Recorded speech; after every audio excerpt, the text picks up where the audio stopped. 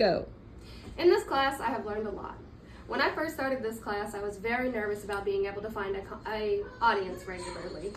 I thought that it would be hard to get enough people to come over and watch me do little speeches regularly, but it turned out to be a lot easier than I thought it was going to be. Before starting this class, I always hated seeing myself in videos. I never liked the way that I looked or the way that I sounded. But since being in this class, I've improved a lot on it. Before every speech, I make sure that I dress for the occasion and dress up a little bit, which makes me feel a lot more confident in front of the camera. Also, since being in this class, I work on my pronunciation and enunciation and make sure that I'm speaking loudly enough for everything to be heard. In doing that, I feel a lot less self-conscious in front of the camera. I'm doing pretty good when it comes to being on video. I feel a lot more confident than I did. I do still get a little nervous while in the videos and before every video, but it's significantly better than it was 7 weeks ago. Taking this class has changed a lot of things for me. It's helped me improve on speaking up for myself. Since starting this class, before starting this class, I was always a little nervous about speaking up for myself. But being in this class has helped me to see that if I speak up, speak loud, and speak fluently, it helps keep attention on me instead of letting people get distracted or maybe confused by what was going on. In doing that, I've been able to speak up for myself, and I feel a lot more comfortable in front of people, and it helps me get what I want generally.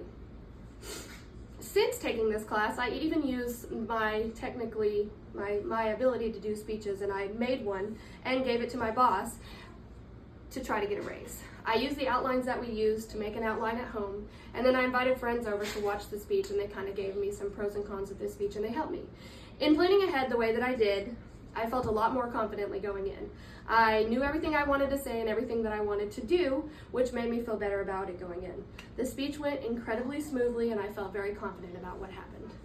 I've been thinking a lot about what comes next.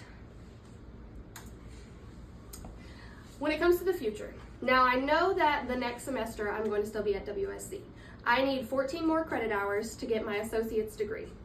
In getting my associate's degree, I should be able to do it this fall. I have everything enrolled to be in the fall.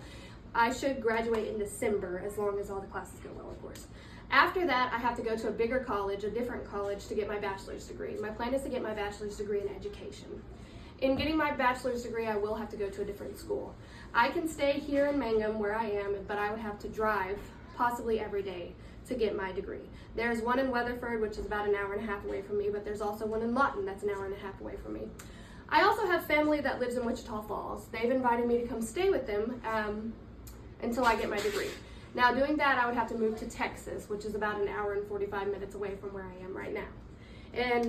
But I also have a sister that lives in Ada. My sister that lives in Ada has a house, and she's told me that I can come stay in her spare bedroom until I get my degree. But that would be moving about 3.5 hours away from where I am right now. Both options have all three options have a lot of pros and cons, which has made it really hard for me to choose what exactly I want to do.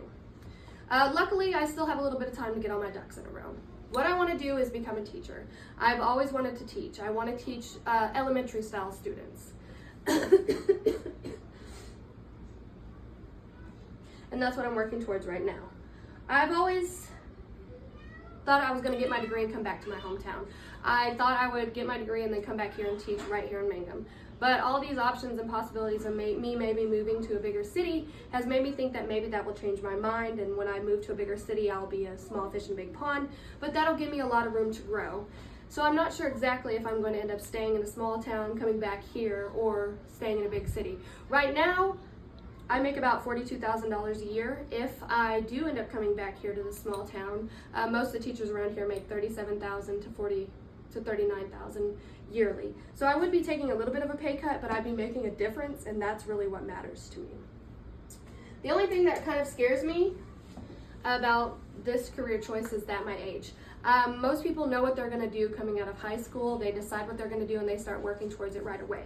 I was working a blue-collar job, a manual labor job, and I thought that I would do that forever, so I did not really work on my education. So in doing that, I thought I would be happy in manual labor, but now that I'm older, I'm in my 30s, I realize that what I'm doing does not make a difference. I mean, it's important, but it's not really making a difference, and I decided that's what I wanted to do.